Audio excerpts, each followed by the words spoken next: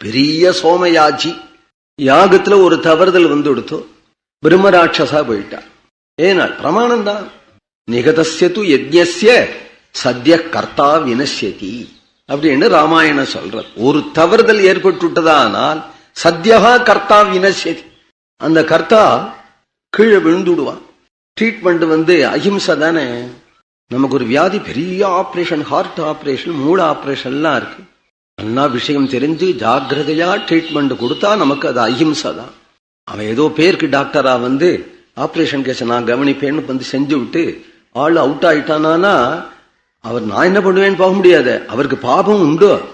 ஆமா, ஒரு பிராமணனை கொலை பண்ண பாபம் நிச்சயம் உண்டு டாக்டருக்கு. நீ ஏன் வந்த?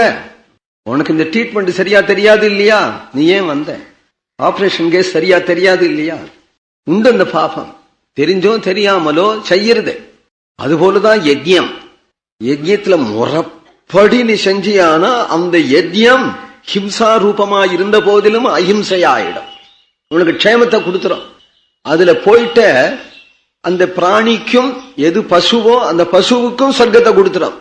அதுல ஒரு தவறுதல் ஏற்படுத்துது அப்படின்னால் அப்போ உனக்கு தண்டனை உண்டு, உனக்கு தண்டனை உண்டு. அப்படி ஒரு தவறுதல் ஏற்படாம இருக்காது. அப்போ கிருஷ்ணநாமத்துக்கு தான் வந்தாகணும்.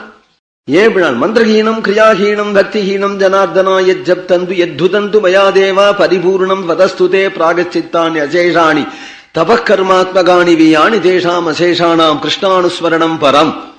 மந்திரலோபம், தந்திரலோபம், திரவியலோபம், ஆஜ்யலோபம், கிரியாலோபம், நியூனாதிரிக்தம் முதலியதான என்னென்ன தோஷங்கள் நாம் பண்ற யஜ்ஞத்துல உண்டோ இவ்வளவுக்கும் விமோசனம் என்ன அப்படின்னால் கிருஷ்ண கிருஷ்ண கிருஷ்ணா. மந்திரதஸ் தந்திரதஸ் சித்ரம் தேசகாலார்க வஸ்துதா சர்வம் கரோதி நிச்சித்ரம் நாம சங்கீர்த்தனம் தவ என்று சுக்கராச்சாரியரும் சொல்றார். நாம சங்கீர்த்தனம் தான் யஜ்யத்தில் உள்ள தோஷங்களை நிவர்த்திக்கிறது என்று சொல்லுகிறார். ஒரு கதை, அற்புதமான கதை. சோமசர்மான்னு ஒரு பிராமணன் யஜ்யம் பண்ணி தவறிவிட்டான். தவறி பிரம்மராட்சசா போயிட்டான். ஒரு மரத்துல உட்காந்துருக்கான். போறவா வரவாளா நரமாம்சத்தை சாப்பிடறான். அந்த வழியா யாராவது போனா அடிச்சு சாப்பிடும். அந்த அவனை விரட்டுறதுக்கு வழியே கிடையாது. பிரம்மராட்சசுக்கு மட்டும் விரட்டுறதுக்கு மந்திரம் தந்திரங்களாம் கிடையாது. ஏன்னா நீ எந்த மந்திரம் ஜெபிக்கிறையோ அதுக்கு மேல மந்திரம் தெரிஞ்சுது. அது அடிச்சு விடும், ஒன்னா அடிச்சு விடும். இப்படியே இருந்துருக்கு. மாதங்கன் அப்படின்னு ஒரு பஞ்சமன் திருக்குறுங்குடியில தான் அவன் வாசம் பண்றான். சண்டாளி வீதியில பிறந்தவன் அவன். ஒரு பஞ்சமன், ஆனா பரம வைஷ்ணவன், பரமபாகவதன். ஏகாதசி தோறும் சுத்தோபவாசம் இருந்து துவாதசி அன்னைக்கு நம்பியினுடைய சந்நிதிக்கு போய் கோவிலுக்குள்ள போக மாட்டான். தேரடியில நின்னுண்டு சுப்பிரபாதம் பாடிட்டு வருவான். தவறாம வரான். கார்த்திகை மாசத்து சுக்லபட்ச ஏகாதசி ராத்திரி பூரா உபவாசம் இருந்து பஜனை பண்ணி, ராத்திரி பூரா பஜனை பண்ணி 3வது ஜாம 4வது ஜாமத்துக்கு தீர்த்தமாடி விட்டு திருவண்காப்பு போட்டுண்டு கைலியம் தம்புராவுமாக பகவானுக்கு சுப்பிரபாதம் பாடணுமேனு தன் சேரியில இருந்து ஓடி ஓடி ஓடி ஓடி வரான். அந்த பாகவதான் நேரம் ஆயிடுத்தே அப்படின்னு வரான். வழியில இந்த மரத்தடியில பிரம்மராட்சசு புடிச்சு விட்ட மாட்டேங்கிறது. சொல்றான், நல்ல காரியத்துக்கு போறேன், என்னை விட்டுடும். ஒன்னு விடுவேனா? ஒரு நாள் உபவாசம் தானே உனக்கு பாரணை. எனக்கு எவ்வளவு நாளா ஆகாரமே கிடைக்கல. நல்ல பாரணை கிடைச்சதே நீங்க அடிச்சு உன்னை சாப்பிட்டுட போறேன். என் கைங்கரியத்தை முடிச்சுட்டு வந்தேன். சாகிறத பத்தி நான் ரெடி. இன்னைக்கும் சாவு, என்னைக்கும் சாவு. என் கைங்கரியம் எனக்கு பிராணனை விட பெருசு. சுப்பிரபாதத்துக்கு பாடணும். நான் போய் பாடிட்டு வந்துடுறேன். நீ பாடிட்டு வந்துடுறேன். சும்மா சொல்ற. வந்தவன் பிராண ஆபத்துல தப்பி ஓடினா உங்க வீட்டுக்கு போறதுக்கு வேற பாதை இல்லையான்னு மறுபடியும் இந்த பாதைக்கு வருவையா? அதெல்லாம் நான் ஒத்துக்க முடியாது. சத்தியமா நான் சொல்றேன். உங்க ஜாதியை நம்ப முடியுமாப்பா? அப்படிலாம் ஜாதி கதியை பத்தி பேசாதீங்க. ஏன்னா உயர்ந்த ஜாதியிலையும் புழுகிறவன் உண்டு, கீழ் ஜாதியிலையும் சத்திய சந்தனும் உண்டு. நான் பகவானுடைய பக்தன்கிறது பார்த்தா தெரியலையா?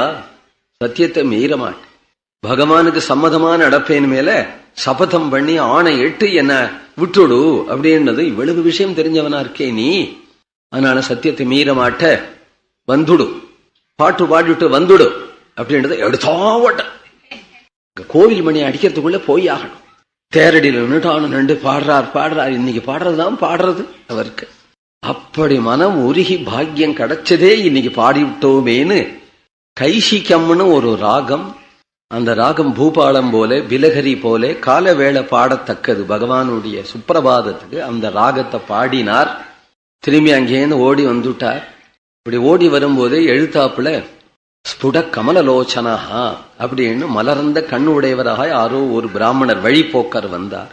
எங்கப்பா மாதங்கா, எங்க ஓட்டமா ஓடுற? ஒரு பெரிய காரியம், முக்கியமான காரியம், அதுக்காக போற. என்ன முக்கியமான காரியம்? என் பிராணனை கொடுக்கணும்.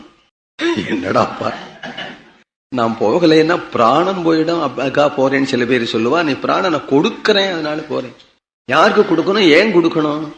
நான் வரபாதையில ஒரு பிரம்ம ராட்சசு, அது என்ன சாப்பிட்டுறேன் அப்படின்னது. நான் போய் கைங்கரியத்தை முடிச்சுன்னு வந்துடுறேன்னு வந்து சுப்பிரபாதம் பாடிட்டு போறேன். ஓடா பைத்தியம், தப்பிச்சுன்னு வந்துட்ட பிறகு மறுபடியும் கொலகாரங்கிட்ட எங்கேயாவது போவாளா? நீ வேற பாதையா உங்க வீட்டுக்கு போயிடு, அந்த பாதையில போகாத, இனிமே அங்க போகவே போகாத. இதெல்லாம் சொன்ன சொல் மீறக்கூடாது சுவாமி, சொன்ன சொல் மீறக்கூடாது. அவசியம் நான் பூஜை ஆகணும், சத்தியத்தை மீற மாட்டேன், போகத்தான் போகணும். ஆபத்து காலத்துல பொய் சொன்னதுனால தோஷம் இல்லை, பிராணாபத்தை காட்டிலும் பெரிய ஆபத்து இல்லை. அதனால அது சொல்றேன் நீங்க சரி, பொய் சொல்றதை காட்டிலும் ஆபத்து வேற என்ன இருக்கு? சுவாமி, நான் நெத்தியில திருமண் போட்டுண்டு, கழுத்துல துளசி மணி மாலையை போட்டுண்டு, வாயில கோவிந்தா கோவிந்தான்னு சொல்லிண்டு பொய் சொல்லணுமா? வைஷ்ணவனாச்சே, என் உயிர் போனா போகட்டும், என் கைங்கரியம் இன்னைக்கு முடிஞ்சு கொடுத்து நான் போயிட்டு வரேன் அப்படின்னு கிளம்பினதும் உடனே இந்த புண்டரீகாட்சன், உனக்கும் மங்களம் உண்டாகட்டும், உன்னை பிடிச்சவனுக்கும் மங்களம் உண்டாகட்டும். அது திருக்குறுங்குடி நம்பிதானா வழியில மறிச்சு இப்படி ஒரு கட்டாட்சம் பண்ணது பெருமாள் தான். திரும்பி அங்கேயும் வந்ததும் இவன் ஆச்சரியப்பட்டான். இந்த பிரம்மராட்சஸ் இப்படி ஒரு சத்திய சந்தனா அப்படின்னு நினைச்சு உடனே இவனை பார்த்தா, நீ பரம பாகவதன், சத்தியசந்தன், நான் பண்ணின பாபங்கள்லாம் போறோம், உன்னை அடிச்சு முழுங்கினேங்கிற பாபம் எனக்கு வேண்டாம், அதனால நான் முழுங்க தயாரா இல்லை, சௌக்கியமான வீட்டுக்கு போயிடு. ஆனா உன்னிடத்துல ஒரே ஒரு பிரார்த்தனை, நீ எவ்வளவு ஏகாதசி உபவாசம் இதுவரையிலும் இருக்கியோ, எவ்வளவு பஜனை பண்ணியோ, அந்த புண்ணியங்கள்லாம் எனக்கு கொடு. சரியா போச்சா? நீ சொன்ன சொல்படி என்ன சாப்பிட்டுட்டு போய்யா, உடம்பு தானே சாப்பிடுவேன், சாப்பிட்டுட்டு போ. அதெல்லாம் நான் கொடுக்கவே முடியாது, அது போயிட்டு போறது. இந்த ஏகாதசி இப்ப நடந்ததே, இந்த ஏகாதசி பலனை கூட அதுவும் கொடுக்க முடியாது. எனக்கு மட்டும் சொன்ன சொல்படி, உனக்கு சொன்ன சொல்படி கிடையாதா? என்ன சாப்பிடுயா? நான் உன்ன சாப்பிட எனக்கு பயமா இருக்கு. நீ பரம வைஷ்ணவன், ஆனா நீ எனக்கு கொடு அந்த புண்ணியத்தை. இல்ல ராத்திரி பூரா பஜனை பண்ணிய 4 ஜாமம் ராத்திரி பூரா பண்ணின அந்த பஜனை ஒரு பாட்டினுடைய பலனை கூட அதெல்லாம் கொடுக்க முடியாது, கொடுக்க முடியாது. ஒரு பாட்டினுடைய என்ன ராகம் பாடினியோ பகவானுக்கு, அந்த ராகத்தினுடைய பலனை கொடு. உன்னை நான் சரணாகதி பண்றேன், எனக்கு நீ அபயம் கொடு அப்படின்னது ஞாபகம் வந்துதான். யாரு சரணாகதி பண்ணினானோ அவனை கைவிடக்கூடாதுன்னு பெருமாள் சொல்லியிருக்க. மித்ரபாவேன சம்பிராப்தம் நத்தியஜேயம் கதம் ஜன தோஷோ யத்யபி தஸ்ய ஸ்யாத் சதாம் ஏதது அகர்ஹி. தோஷம் இருந்த போதிலும் அவனை கைவிடக்கூடாது என்று பெருமாள் சொல்லியிருக்கிறதுனால அது ஞாபகம் வரவே. அப்படியானால் அப்பவும் சொல்றார், பெருமாள் எப்படி விபீஷணனுக்கு அபயம் தந்தாரோ அதுபோல நாமும் உமக்கு அபயம் தந்தோம். நேத்திக்கு பாடின ராகத்திலே பெருமாளை எந்த கௌசிக ராகத்தினால எழுப்பினேனோ அந்த ராக பலனை கொடுத்தேன்னா உடனே பிரம்மராட்சச ஜன்மம் பேடுத்த அவனுக்கு சுகிருதமான புண்ணியமான திவ்யமான ஸ்வரூபம் பெற்று வைகுண்டத்துக்கு போறான். வைகுண்டத்துக்கு போறான். அந்த சோமசர்மா யாகத்தை தவறி பண்ணினானே, மகாபிராமணன் ஆச்சே. ஆமா, சண்டாளன் காலில் விழுந்து தன்னுடைய பாபம் போச்சு அவனுக்கு. இந்த சண்டாளனுக்கு என்ன பெருமைனால் நாம சங்கீர்த்தனம் பண்ற பரம பாகவதன். இப்படி ஒரு புராணம் சொல்றது பத்தேடா. இன்னைக்கு இவெல்லாம் என்னவோ சொல்றாள், பிராமணன் சண்டாளன் காலில் விழுந்து பொழைச்சான்னு ஒரு கதையை எழுதினா. இதே வியாசர் தான் எழுதுறாரு, இத வியாசர் தான் எழுதுறார். ஏன்னா பஜனை பண்ற சண்டாளனா இருந்தாலும் கீழே விழமாட்டான், யாகம் பண்ற பிராமணனா இருந்தாலும் கீழே விழுவான். ஜாக்கிரதை. இன்னும் மாத்தி கதை சொல்ல முடியாது, இதை மாத்தி கதை சொல்ல முடியாது. கதை இப்படி இருக்கு. ஒவ்வொரு விஷ்ணு கஷேத்திரத்திலையும் கார்த்திகை மாசத்துல கைசிக ஏகாதசியில பெருமாள் உட்கார்ந்துண்டு இந்த புராண சிரவணம் ராமாவதாரத்துல ராமர் ஒண்டிதான் தங்கதை பாதி பரதன் கதை பாதியா கேட்டார்.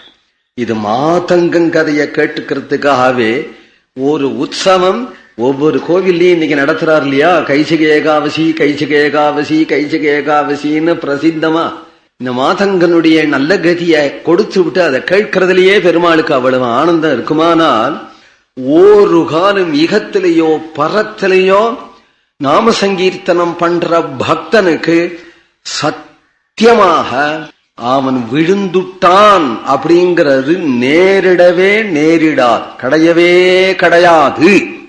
நமே பக்தகா பிரணஷ்யதி அப்படிங்கிற கிருஷ்ணனுடைய பிரதிஜ்ஞை, தோஷோ யத்யபி தஸ்ய ஸ்யாத் சதாம் ஏதத் அகர்ஹிதம் என்று சக்கரவர்த்தி திருமகன் ராமபிரானுடைய பிரதிஜ்ஞை